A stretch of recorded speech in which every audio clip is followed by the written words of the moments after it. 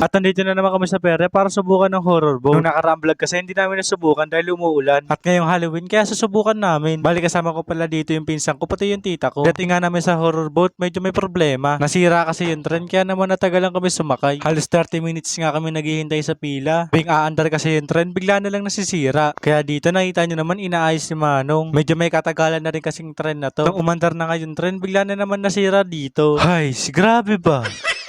Inip na nga kami sumakay. Ilangangalay na rin yung mga paa namin kakaantay. Ito nga finally natapos na din sila. Nakintuwa namin na makakasakay na kami dito. At dito nga guys, makikita nyo kung ano nga ba yung nasa loob. Kung nakakatakot ba o hindi. Kaya samahan nyo kami. Ipaparinig ko nga sa inyo kung anong mangyayari sa loob.